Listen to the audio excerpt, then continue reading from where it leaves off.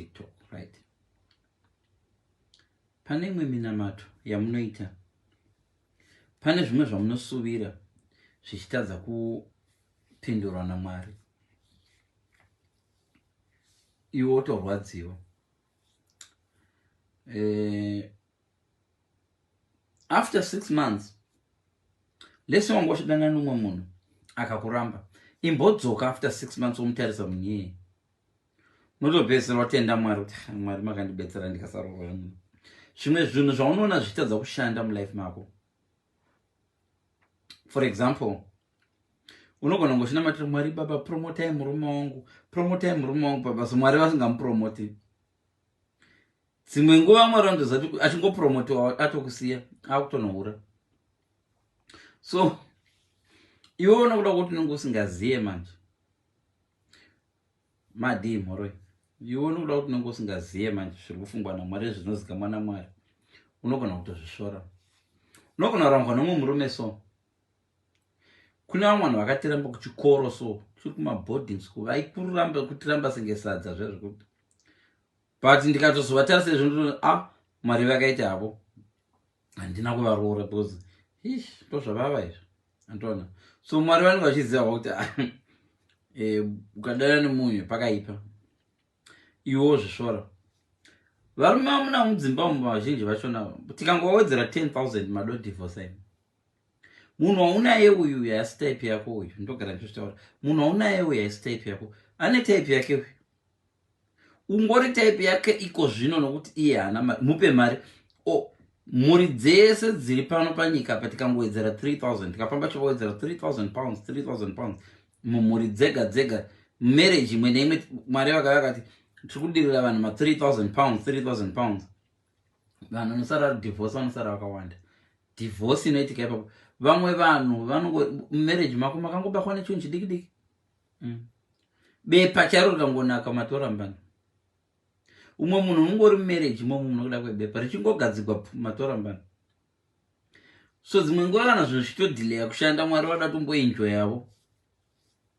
Wambokwira mota inonakidza, kwidzawo mota lift muRange Rover uchibva kuna Nagweru kuya uchienda unoita songochati Harare ngaimboenda nechekure mani ndimbonakirwa nemota because of the comfort. Imbonakirwa nezvauri kunakirwa nazvo izvo panguva iyoyo because dzimwe dzenguva pakangochinja situation matorambani.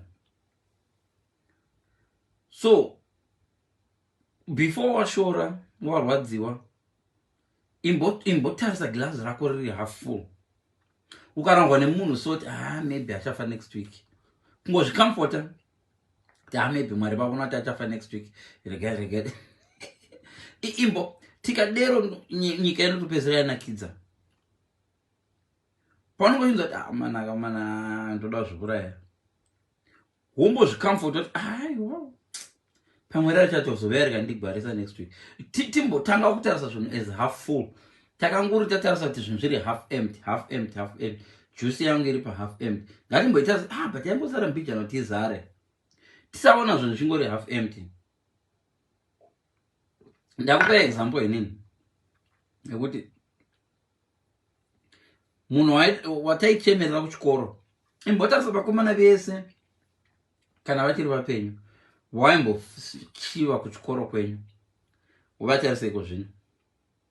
Do you still have the same feeling? Handi vamwe vacho ndopedzera tofunga thank God handauda naiko zvapasina zviripo. Dzimwe nyika dzavaichemera kuenda, few months ago pamwe vaichemera kuenda kuUkraine, wauzona kuti Mwari makaita henyu makarega kundiendesa kuUkraine hezvo kuzvava vari kubhombewa vanhu.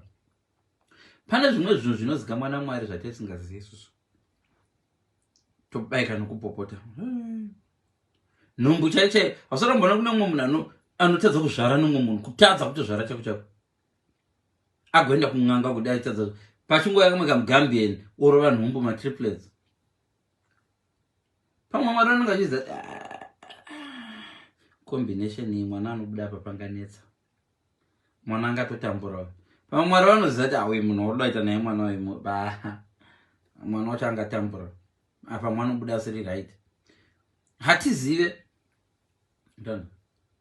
Dzimwe nhumbu dzinobva because Mwari vanokutarisa sokuona kuti zvawakatakura izvikana ngatimbomirai kuva negative, timbotarisa kuti miscarriage ukaita miscarriage ngatingofunga kuti pamwe Mwari vaona zvanga ndinazvo zvazvichaita mwana uyu anga chandinzwisa tsitsi azvarwa, pamwe anga achazvarwa asina saidi rese. We just want to be positive. Mukushata imomo timbotira kuva positive, timbona life inotitira sei.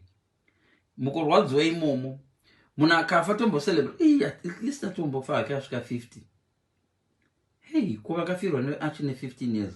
Timbotanga mbotarisa zvinhu seizvo because tinoramba tichingoshoora gumbo rako rikagumburwa umbotarisa but kuno munhu atori paulichi asina makumbo akagurika apa kuirake, iwe uri kushoora gumbo rako ragumbuka.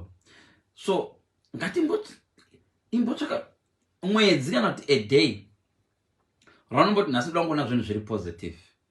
Even ukasiyiwa nendege, indine system iyo but zvinhu zvendege ndendakatsama ndakangosiyiwa nendege ka1 but payakandisiya ndakati maybe ichadisappear ndege yachona but ndakarwadziwa pakandisiya ndichitoiona ndege ndichitoona check-in vakanzi unoprinta chichichi andakarwadziwa ndidanda Dubai. Payakaenda ndege ichisungwa so ndakati aiwa maybe Mwari wanga but hainayo kudonha ndege but paromba ndafunga kuti maybe ichadonha ndiona kuda kuzvikamfota but kumwe kwakuroya. Ngwarirai positive yenyu hakusi kuroya here because zvozvo zvokuzoti kwanzi uchingowonawo munhu achizvishatira utanga kuti ndapamwe zvichafa. Aiwa tiri kudera, ngatizamei kungotenda Mwari munegative imomo. Pakaitika something toti at least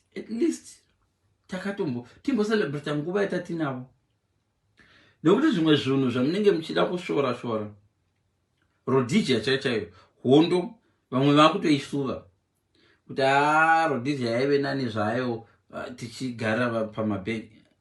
Seriously, independence yamaichemera vamwe vakutoishuva.